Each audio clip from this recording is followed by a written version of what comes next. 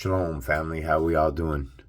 All praise and glory to the mighty Most High, our Creator, who is one God. Later on today, I'm going to be reading from Genesis and writing chapter 19 upon the board. I also told you guys that I would be going over some numbers with you about how we got to 9 billion people and 4,040. Well, now it's, if you go to Google and you Google how long it's been since the flood, it's 4,800 years ago since the flood. So I'm going to be grinding some numbers and seeing how we get to 9 billion people in 4,800 years with all the death, war, and plagues that have taken place. I don't believe that that number can be obtained.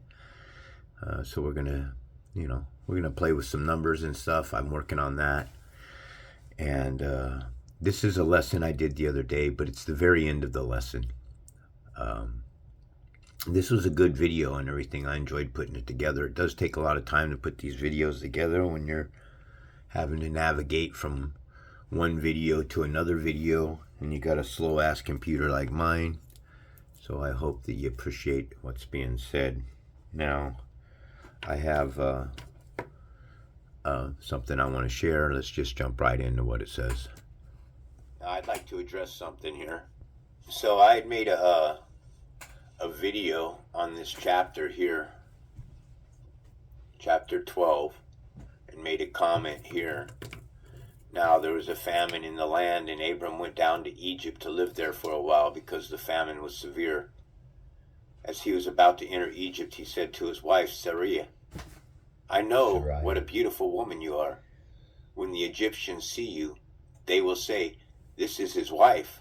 Then they will kill me, but will let you live." Now, what I said in this particular comment was, what kind of man would go into a city where his life would be in danger of guards or somebody that would kill him? Also, why would you take the chance to put your wife in this kind of position? And I believe that there was a big misunderstanding that took place in what I was trying to say in my story. I never meant to imply that Abraham was a pimp.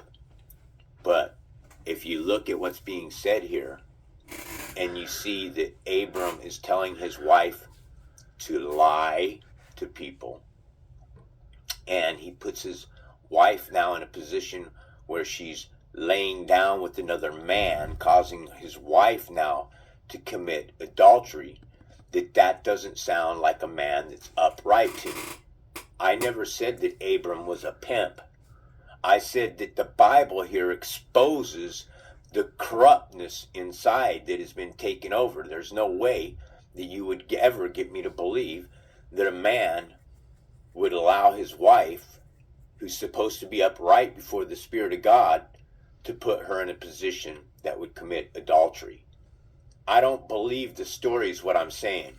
So if you happen to be listening Hebrew, I think you need to make an apology, bro. You need to step back from what you said about cutting my fucking head off and all that shit. That's lame, dude.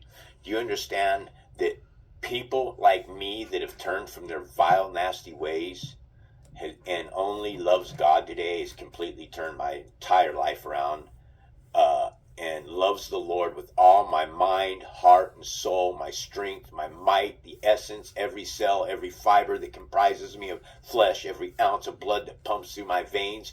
I submit humbly with no ego to my Creator. You can't have an ego when you return to the Creator. This is what is so disturbing to me.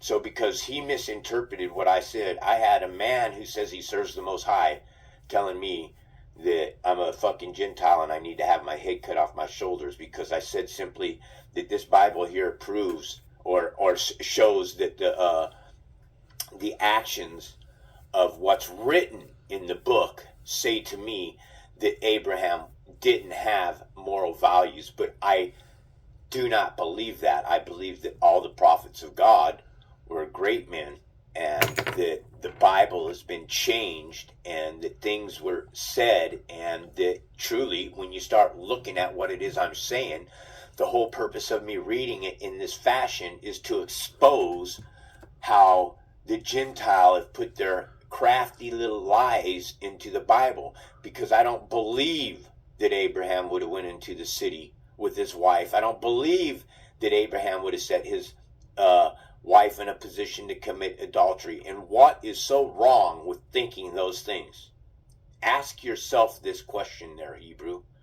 Would you take your wife into a city where there's centurions standing on a corner that would kill you because your wife looks so fine and they wanted to put it to her? Come on, brother. You just threatened my life, a man who's serving the Spirit of God, and said you'd like to kill me, that I'm trash. You need to step back and retract that statement and apologize to me. If not, you know what?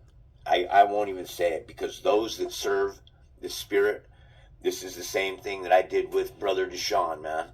Is I said my piece and I did my thing. I set my boundary. Bro, you can't come popping off on people that are serving the Most High. You're out of line.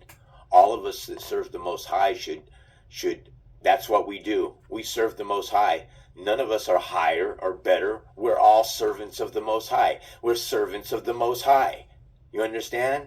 Now, if the Spirit at death wants to have my soul with his Spirit on me, bowing down and servants of the Most High in the kingdom of heaven, or his children, then I will gladly surrender that position wholeheartedly with every bit of essence that I am.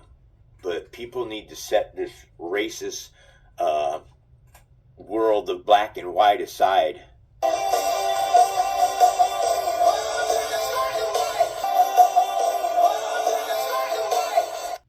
That's not true. The world isn't black and white. The world is good and evil. Okay? Color doesn't exist, folks, in the spiritual world. Get it straight. I'll be looking forward to that apology, Lucky Ben Hebrew. This is White Raptor News Ministries. Doctrination, folks.